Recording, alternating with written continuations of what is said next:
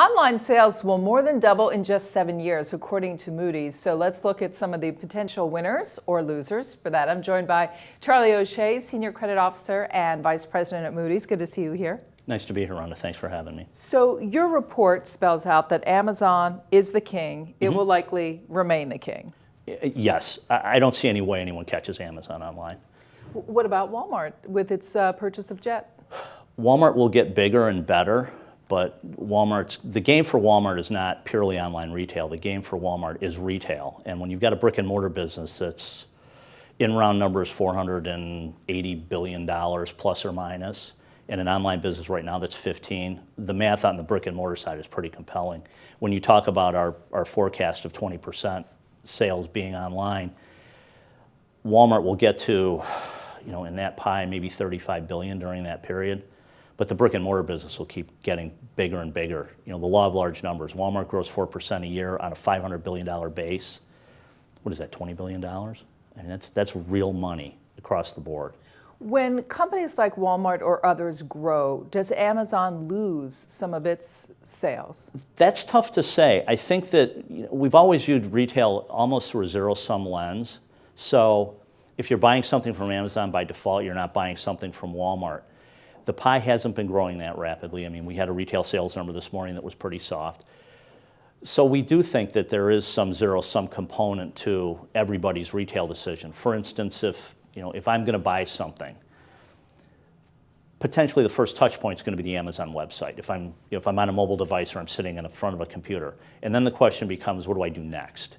Do I execute the sale on Amazon? If I do, everybody else lost.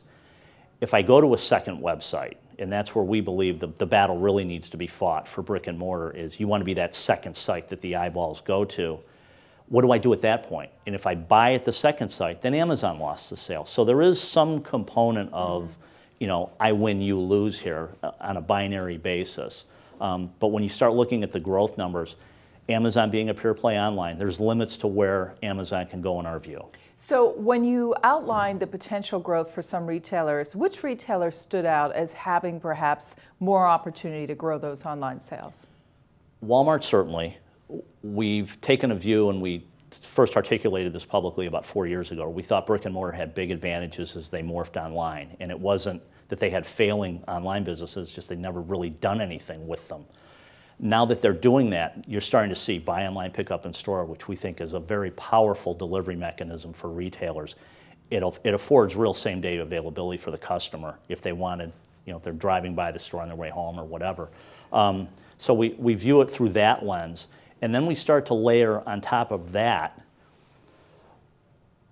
what are you doing with your distribution? How's your supply chain set up? Are you shipping from your stores? There's a whole kind of construct here that you need to be involved in if you're a retailer. You've got to be able to ship out of your stores. Those are mini distribution points for you.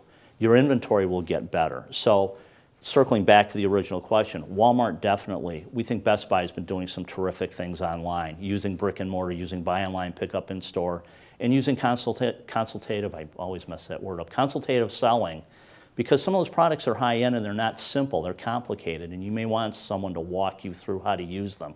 Staples has a big online business.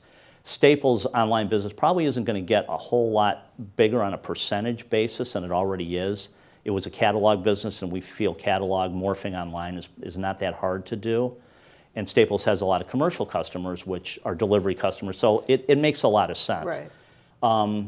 Toys R Us is a name that we think should be better online than it is. I think part of the problem has been, with the turnover in management, you've had some strategic issues there. Target's someone that's lagging, although getting better. When you look at Target's mobile app, for instance, it's as good as anyone else's out there.